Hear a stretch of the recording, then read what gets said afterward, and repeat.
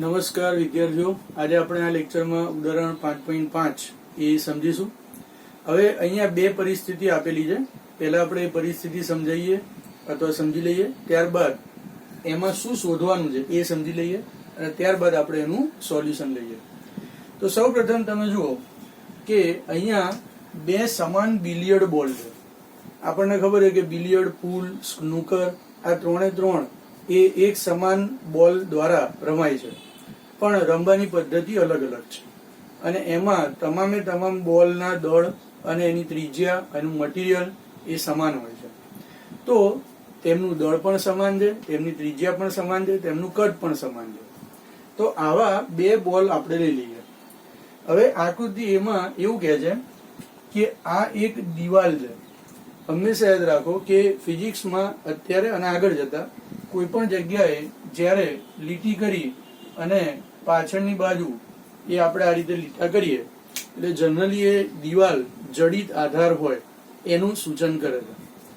તો અહીંયા એક પરિસ્થિતિમાં આપણે આ દિવાલ ઉપર આ બોલને સમક્ષિતિજ દિશામાં એ ગતિ કરાવીએ છીએ, એની સાથે અથડાય છે અને જેટલા વેગથી એ ગયો હોય છે, યુ જેટલો વેગ ધારો કે એનો છે, તો તેટલા જ વેગથી, તેટલા જ સમાન વેગથી એ પાછો ફેંકાય છે.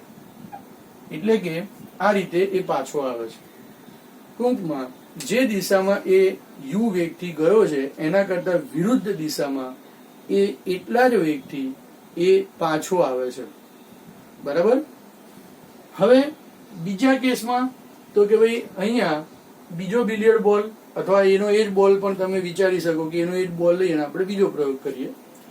દિવાલ ઉપર એ બિલિયર્ડ બોલને આપણે આપાત કરીએ છીએ, જે દરમિયાન એ દિવાલ સાથે બનાવેલી લંબ દિશાને એ 30 ડિગ્રી અંશનો ખૂણો બનાવતી દિશામાં એ અથડાય છે.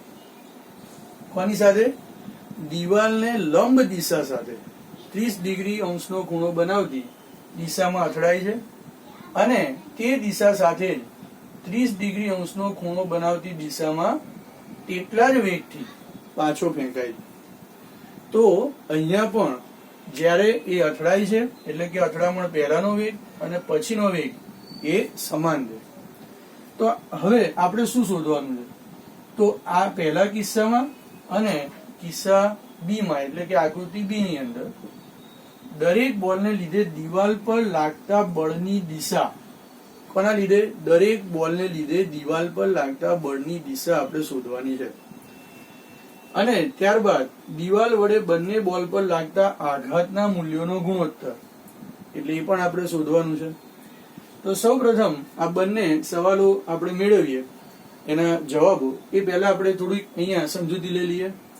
એ સૌથી પહેલા અહીંયા આપણે જે ઉપયોગ કરવાનો છે એ સૂત્રોની ચર્ચા કરીએ તો ન્યૂટનની ગતિના બીજા નિયમ પ્રમાણે, ન્યૂટનની ગતિના બીજા નિયમ પ્રમાણે F ઇક્વલ્સ ટુ આપણે ડેલ્ટા પી અપોન ડેલ્ટા ટી લખી શકીએ છીએ.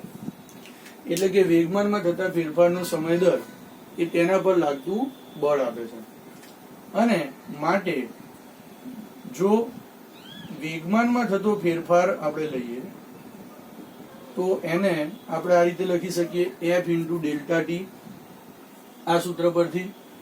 અને બળ અને તે લાગતો હોય તે દરમિયાનના સમયના ગુણાકારને આપણે વ્યાખ્યાયિત શું કરેલું છે? બળનો આઘાત. આપણે એને કીધું છે બળનો આઘાત. બરાબર. તો જ્યારે તમને એમ કે બોલ પર લાગતા આઘાતના મૂલ્યોનો ગુણોત્તર શોધો, તો હવે અહીંયા બળ આપ્યું નથી, કેટલા બળથી અથડાય છે, પછી સમય નથી આપ્યો કે કેટલા સમય માટે અથડામણ અનુભવે છે એ પણ નથી આપ્યું. તો આપણે જો બળનો આઘાત શોધવો હોય તો એના બરાબર શું છે? વેગમાનમાં થતો ફેરફાર.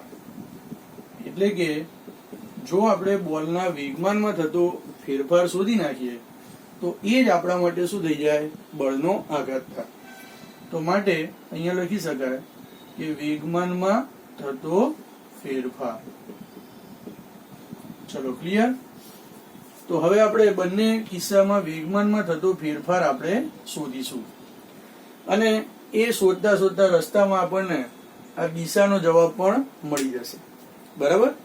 આના માટે તો ખબર પડે કે બોલ આ બાજુ અથડાઈ જાય, જનરલી આપણે અહીંયા આ જ યામક્સ પદ્ધતિ વાપરીશું. આ બાજુની દિશાને ધન x લઈશું, ઉપરની દિશાને આપણે ધન y. તો સ્વાભાવિક રીતે કે આ ઋણ x ની દિશા થશે અને નીચેની દિશા એ ઋણ y થશે. અને જો આપણે આ રીતે યામક્સ પદ્ધતિ અહીંયા લઈએ, એટલે કે અહીંયા જો આપણે લઈએ તો આ રીતે આ બાજુ આપણે ધન x ધન y minus x minus y આ રીતે આપણે લઈ અને અહીંયા એ પ્રશ્નનું સમાધાન કરીશું. તો અહીંયા તો તમે જો કે બોલ સીધો ધન x દિશામાં જાય છે અને પછી એ વિરુદ્ધ દિશામાં પાછો આવે છે, પણ દિવાલ સાથે એ લંબ દિશામાં અથડાય છે. એટલે આપણા લોજિક પરથી પણ ખબર પડે કે તે કઈ દિશામાં દિવાલ પર બળ લગાડશે, ધન x દિશામાં લગાડશે. જ્યારે આની અંદર આપણે શોધવું પડે. બરાબર. તો એ આપણે શોધીએ. તો સૌથી પહેલા આપણે શું કરીએ, બંને કેસમાં વેગમાનમાં થતો ફેરફાર આપણે શોધી નાખીએ, એ કેસમાં અને બી કેસમાં. બરાબર. બંને કિસ્સામાં આપણે વેગમાનમાં થતો ફેરફાર શોધીએ. હવે જો કે અહીંયા બિલિયર્ડ બોલનું જે દળ છે એ m છે. ધારો કે બિલિયર્ડ બોલનું દળ એ m છે. તો હવે કિસ્સા એ માટે, આકૃતિ એ માટે અહીંયા કહી શકાય કે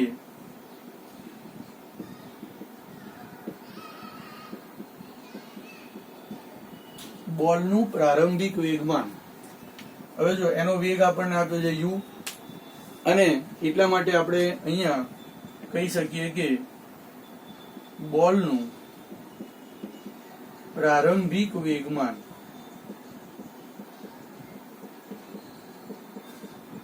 આપણે કહીએ p1 સદિશ સ્વરૂપે હવે લખવાનું થાય. બને ત્યાં સુધી બધી જગ્યાએ આપણે સદિશનો ઉપયોગ કરીશું. તો જો આપણે અહીંયા લઈએ બોલનું પ્રારંભિક વેગમાન, તો જો એને સદિશ સ્વરૂપે લખવું હોય તો હવે આ વાત તો આપણને સમજાઈ ગઈ છે. એટલે હવે અહીંયા આનો આપણે ઉપયોગ કરીશું કે અનેક વખત આપણે વાત કરી ગયા એ પ્રમાણે કોઈ પણ સદિશને તેના મૂલ્ય અને તેની દિશામાંના એકમ સદિશના ગુણાકાર સ્વરૂપે દર્શાવી શકાય છે. તો અહીંયા આનું વેગમાન કેટલું થાય, તો વેગમાનનું મૂલ્ય શું થાય, p equals two m into v. આપણી પાસે આવું સૂત્ર છે. જો તમે આ v ને સદિશ સ્વરૂપે લખવો હોય તો અહીંયા આપણે આને આમ પણ લખી શકાય કે p ઇક્વલ્સ ટુ અહીંયા mv ઇન્ટુ n કેરેટ. આ રીતે આપણે લખી શકીએ છીએ. બરાબર. તો દરેક બાબતની આપણે અહીંયા ચર્ચા કરી લઈશું એટલે તમને કોઈ કન્ફ્યુઝન ના રહે. તો આ પ્રમાણે તમે જુઓ કે આનું વેગમાન કેટલું થાય, તો m ઇન્ટુ u. એનું મૂલ્ય તો એટલું જ થશે, આવતા પણ મૂલ્ય તો એટલું જ થશે. બરાબર. પણ આ કઈ દિશામાં જાય છે, તો ધન x દિશામાં. તો જો આ પ્રમાણે આપણે લખીએ તો અહીંયા એનું મૂલ્ય થશે m ઇન્ટુ u, અને ધન x દિશામાંનો જે એકમ સદિશ છે એ તમારી પાસે શું છે, i કેરેટ. તો એટલા માટે અહીંયા બોલનું પ્રારંભિક વેગમાન p1 equals to mu into i caret. પ્રારંભિક એટલે અથડામણ પહેલાનું. અને અથડાયા બાદ એ કઈ દિશામાં ગતિ કરે છે, તો આ દિશાને આપણે ઋણ x દિશા લઈશું. આ દિશાને આપણે ઋણ x દિશા લઈએ છીએ કાયમ. અહીંયા પણ આપણે એ જ યામક્સ પદ્ધતિ લઈશું. તો અહીંયા બોલનું અંતિમ વેગમાન,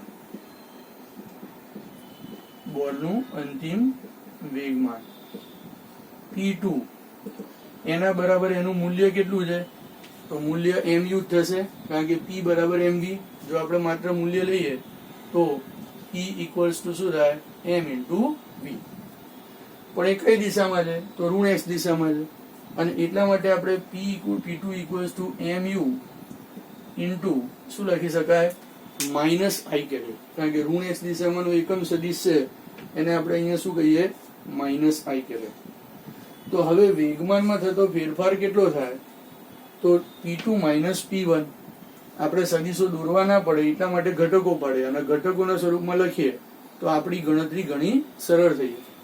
તો માટે હવે હું અહીંયા લખું છું કે બોલના વેગમાનમાં થતો ફેરફાર બોલના વેગમાનમાં થતો ફેરફાર, તો આના બરાબર અહીંયા શું થશે? Delta p. એના બરાબર અહીંયા લખી શકાય કે P2 minus P1 equals to minus MUI caret minus MUI caret, આવું લખાય. અને માટે આપણે લખી શકીએ કે delta P equals to minus 2MU I caret. Delta P equals to minus 2MU I caret. તો બોલના વેગમાનમાં થતો ફેરફાર કઈ દિશામાં થયો? તો ઋણ x દિશામાં થયો. તમે જુઓ, પણ આપણે આ સૂત્ર પરથી કહી શકીએ બળ શોધવું હોય તો હમણાં જ આપણે સૂત્ર લખ્યું કે F ઇક્વલ્સ ટુ અહીંયા શું થાય? Delta P upon delta T. તો જે દિશામાં વેગમાનમાં ફેરફાર થાય એ દિશામાં એના ઉપર બળ લાગ્યું હોય, બરાબર? તો અહીંયા બોલના વેગમાનમાં થતો ફેરફાર જો ઋણ x દિશામાં છે તો એનો મતલબ દિવાલ દ્વારા બોલ ઉપર લાગતું બળ એ કઈ દિશામાં હશે? ઋણ x દિશામાં હશે. પણ આ ન્યૂટનની ગતિના ત્રીજા નિયમ પ્રમાણે બળો જે ક્રિયાબળ અને પ્રતિક્રિયાબળ પરસ્પર સમાન મૂલ્યના અને વિરુદ્ધ દિશામાં હોય, એટલા માટે બોલ પર લાગતું બળ એ જો ઋણ x દિશામાં હોય તો એની વિરુદ્ધ દિશા કઈ થાય? ધન x દિશા. તો માટે બોલ દ્વારા ન્યૂટનની ગતિના ત્રીજા નિયમ પ્રમાણે દિવાલ પર લાગતું બળ એ ધન x દિશામાં હશે. તો માટે અહીંયા કહી શકાય કે બોલના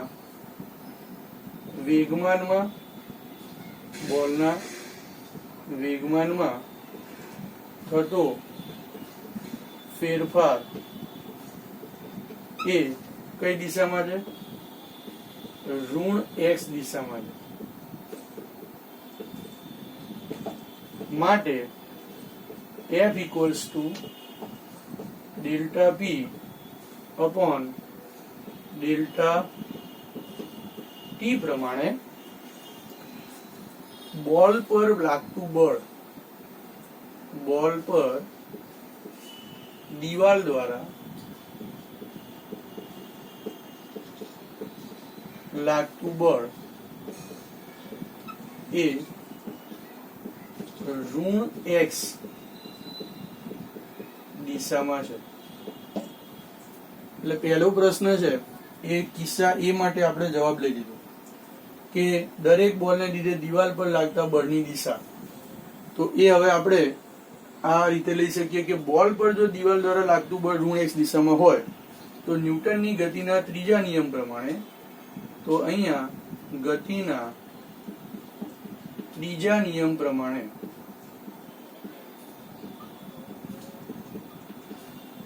દિવાલ પર બોલ દ્વારા અથવા બોલ વડે લાગતું બળ ધન x દિશામાં છે. ક્લિયર? તો આ એક તો આનો જવાબ મળી ગયો. બીજું આપણે બીજા પ્રશ્નમાં બંને પર લાગતા આઘાતના મૂલ્યોનો ગુણોત્તર જોઈએ છે. તો માટે આ કિસ્સામાં જે વેગમાનનો ફેરફાર છે એ જ આઘાત છે. તો માટે આપણે અહીંયા કહી શકીએ કે અહીં બોલ પર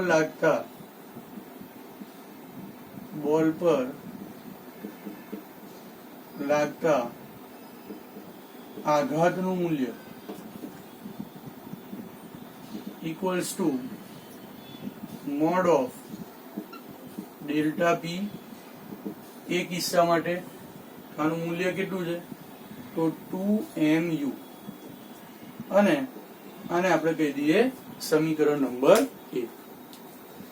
તો આનો આપણે ઉપયોગ કરીશું ગુણોત્તર લેવામાં, કારણ કે એ કિસ્સામાં બોલ ઉપર લાગતો આઘાત અને બીજા કિસ્સામાં પણ બોલ ઉપર લાગતો આઘાત, અને આપણે આઘાત આને કેમ લખ્યો? કારણ કે હમણાં જ વાત કરી કે ફરી આપણે જોઈએ તો ડેલ્ટા પી ઇક્વલ્સ ટુ અહીંયા શું થાય? F into delta T. તો કારણ કે delta P equals to f delta T છે, આને આપણે બળનો આઘાત કહીએ છીએ, માટે વેગમાનના ફેરફારનું મૂલ્ય એ જ બળના આઘાતનું મૂલ્ય થાય. તો આ વાત થઈ અહીંયા કિસ્સા એ ની. હવે આપણે અહીંયા કિસ્સો 2 છે, એટલે કે આ કેસની અંદર એ વેગમાનમાં થતો ફેરફાર બોલના એ શોધી નાખીએ, અને દિવાલ પર લાગતું બળ એ પણ શોધી નાખીએ. તો હવે આપણે આનો જવાબ આપી દીધો કિસ્સા એ ની અંદર. હવે અહીંયા કિસ્સા બી માટે વેગમાનમાં થતો ફેરફાર એ થોડો શોધવો, એ પેલા કરતા સદીશોનો થોડોક વધારે ઉપયોગ કરવો પડે, એ રીતે કરવું પડે. હવે તમે જો એના માટે આપણે આનો ઉપયોગ કરીશું. પહેલી તો વાત એ કે આમાં કેટલીક વસ્તુઓ આપણા મગજમાં ક્લિયર હોવી જોઈએ કે ઉગમ બિંદુ તમે કોઈ પણ બિંદુએથી લઈ શકો છો. બીજું કે અહીંયા સદીશના ઘટકોનો આપણે ઉપયોગ કરીશું. દાખલા તરીકે તમે જુઓ કે આપણે એવું જોઈ ગયા છે કે જો સદીશ એ આ દિશામાં હોય અને જો એ ધન એક્સ દિશા સાથે એ થીટા જેટલો ખૂણો બનાવે, તો જે દિશા સાથે ખૂણો બનાવે એ દિશામાં એનો કોસ ઘટક, આ યાદ રાખવાનું. તમે ભણી ગયા છો, ઉપયોગ પણ કર્યો હશે. પણ અહીંયા માટે એનો એક્સ દિશામાંનો ઘટક એ ઇક્વલ્સ ટુ, આપણે આને ઘટકોના સ્વરૂપમાં આમ લખી શકીએ, એ કોસ થીટા આઈ કેરેટ અને પ્લસ એ સાઇન થીટા જે કેરેટ. બરાબર? તો આ જ રીતે જો અહીંયા વેગમાનની વાત છે, તો જો તમારે વેગમાનને સદિશ સ્વરૂપે લખવો હોય, સદિશ આ સદિશની જે વાત છે એ કોઈ પણ સદિશ ભૌતિક રાશિ માટે લાગુ પડી શકે. એટલા જ માટે તો આપણે જનરલ જે ઘટકોને બધું આપણે સમજ્યા. તો એ જ રીતે જો ધારો કે અહીંયા ઉદાહરણ તરીકે ધારો કે આ એક્સ અક્ષ છે અને આ વાય અક્ષ છે, આ દિશામાં ધારો કે કોઈ કણ અથવા બોલનું વેગમાન છે, જેનું મૂલ્ય ધારો કે અહીંયા આપણે અહીંયા લઈએ એમ યુ ઇન્ટુ એમ કેરેટ, અથવા તો એમ લખીએ કે પી છે. તો પી નો આ દિશામાંનો ઘટક કેટલો થાય? જો આ ખૂણો થીટા હોય તો આપણે આને આ લખી શકીએ પી ઇક્વલ્સ ટુ, એની જગ્યાએ પી આવી જશે, p cos theta i caret plus અહીંયા p sine theta j caret. પણ રેખીય વેગમાનનું મૂલ્ય કેટલું છે? તો માત્ર મૂલ્યની વાત કરીએ, P ઇક્વલ્સ ટુ mv.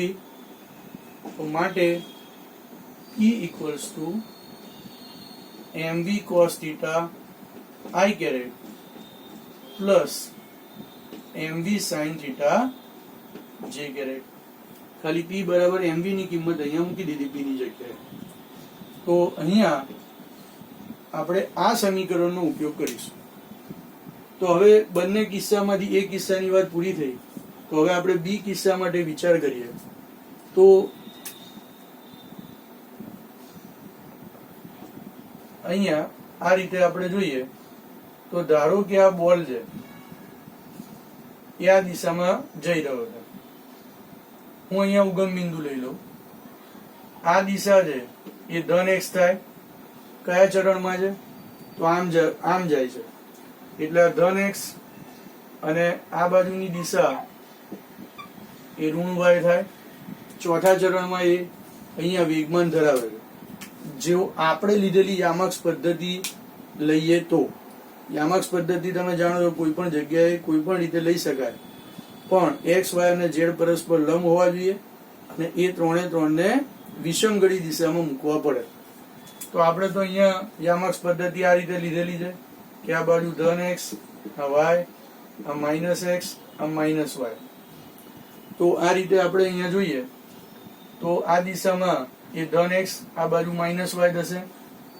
આનો વેગમાનનો સદિશ તમે અહીંથી દોરો તો ધારો કે તેનું પ્રારંભિક વેગમાન છે એ p1 છે, અને એ જ પ્રમાણે અહીંયા આપણે કરીએ કે અહીંથી આપણે અંતિમ વેગમાનનો સદિશ અહીંથી દોરીએ અને અહીંયા ઉગમ બિંદુ લઈએ તો આ દિશા એ ઋણ y થશે અને આ દિશા એ ઋણ x થશે.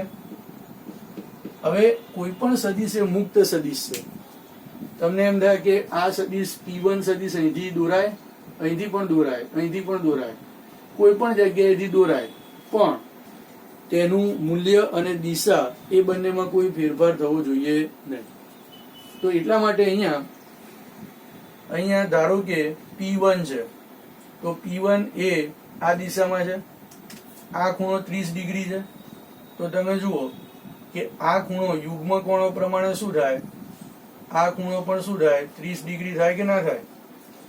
જો આ Z બને છે અને Z બને એટલે યુગ્મ કોણો થાય. યુગ્મ કોણો પ્રમાણે આ 30 ડિગ્રી તો આ ખૂણો પણ કેટલા ડિગ્રી થશે, તો એ પણ અહીંયા 30 ડિગ્રી થશે. ઓકે, તો હવે જો આ 30 ડિગ્રી થાય તો એનો મતલબ P1 તો અહીં બોલના પ્રારંભિક અને અંતિમ વેગમાનના મૂલ્યો P1 equals to P2 equals to mu છે કિસ્સા બી માટે. પેલામાં પણ એવું જ હતું. તો પહેલા પણ એનું દળ તો એનું એ જ રહેવાનું, પછી પણ દળ તો એનું એ જ રહેવાનું. આપણને કહી દીધું છે કે અથડામણ પહેલા પણ એનો વેગ u છે અને પછી પણ એનો વેગ કેટલો છે u છે.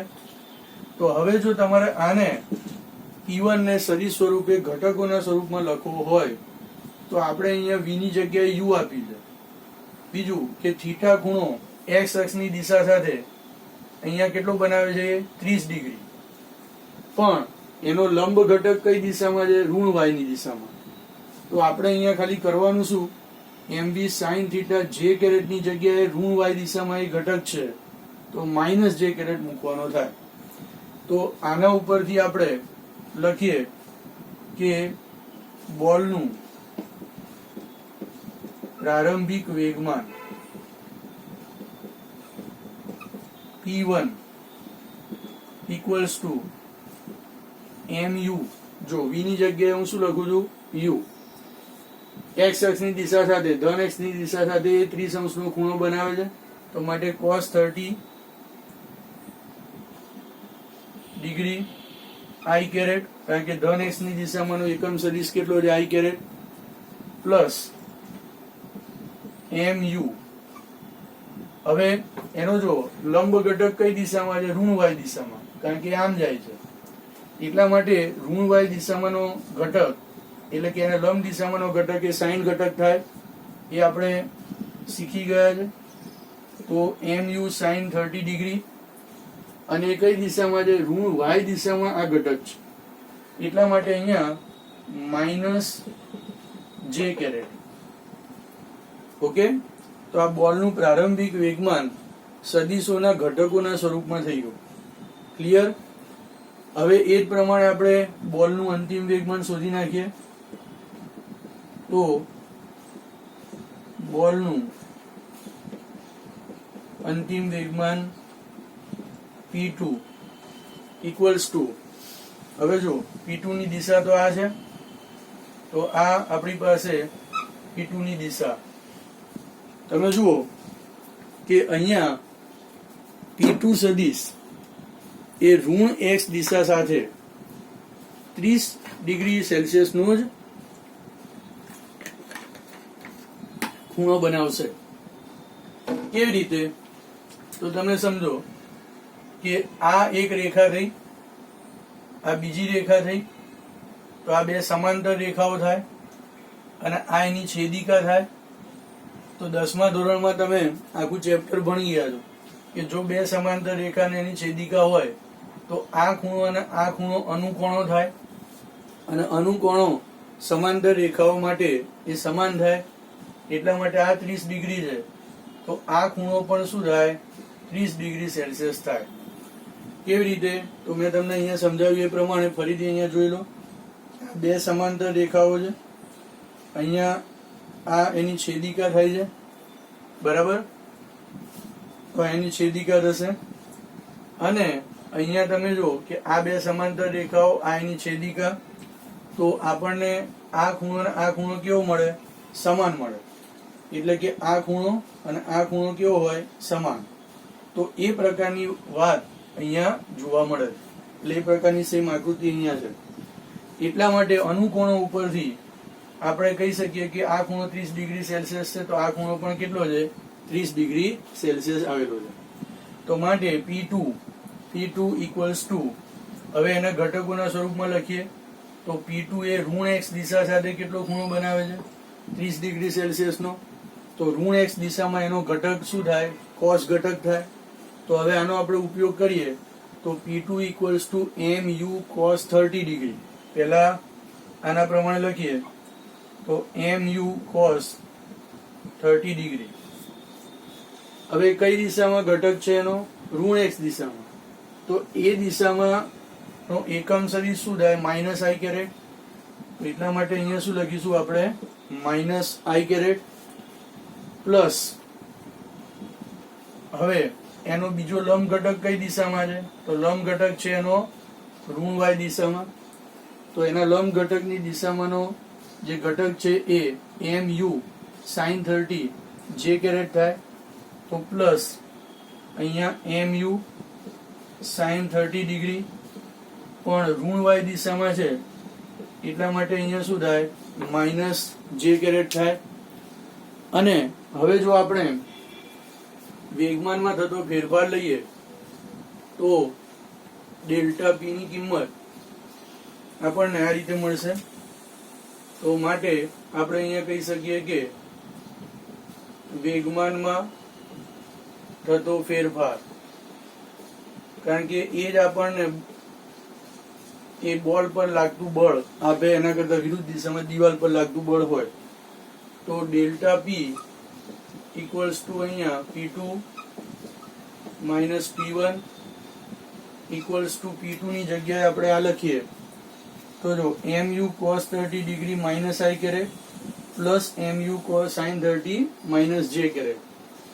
તો minus mu cos 30 degree i caret minus mu sin 30 degree j caret.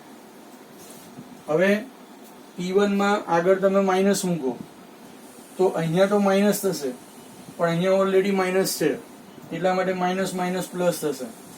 તો માટે minus mu cos 30 degree i caret અને plus mu sin 30 degree j caret.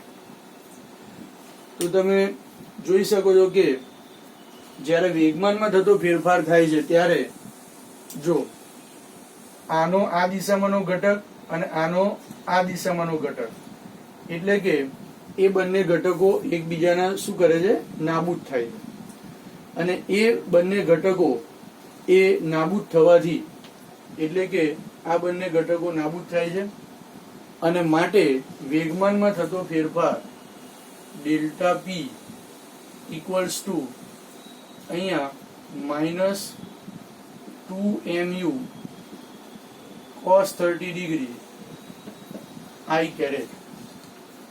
બરાબર? તો આ રીતે આપણને વેગમાનમાં થતો ફેરફાર આ કિસ્સામાં મળ્યો સદિશ સ્વરૂપે, જેમાં એનું મૂલ્ય કેટલું થાય? આ થાય. બીજું કે આ વેગમાનમાં થતો ફેરફાર કોનો છે? બોલનો. હવે આપણે પહેલા આખું ડિટેલમાં લખ્યું છે, એટલે ફરીથી આખું લખવાની જરૂર નથી. તો બોલના વેગમાનમાં થતો ફેરફાર એ અહીંયા ઋણ x દિશામાં છે અને માટે દિવાલ ઉપર બોલ દ્વારા લાગતું બળ એ એના કરતા વિરુદ્ધ દિશામાં હોય. તો માટે આપણે કહી શકીએ કે દિવાલ ઉપર બોલ દ્વારા લાગતું બળ કઈ દિશામાં છે? ધન x દિશામાં છે, કારણ કે બોલ ઉપર દિવાલ દ્વારા લાગતું બળ કઈ દિશામાં છે? તો બોલના વેગમાનમાં થતો ફેરફાર ઋણ x દિશામાં છે, અને માટે દિવાલ ઉપર લાગતું બળ એ ન્યૂટનની ગતિના ત્રીજા નિયમ પ્રમાણે ધન x દિશામાં થાય. અને આના આઘાતનું મૂલ્ય કેટલું થાય? તો અહીંયા પણ આપણે કહી શકીએ કે અહીં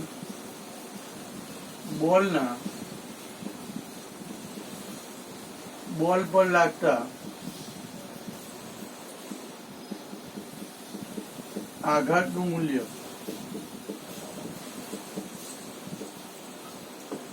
delta p b equals to twice mu cos 30 degree થાય.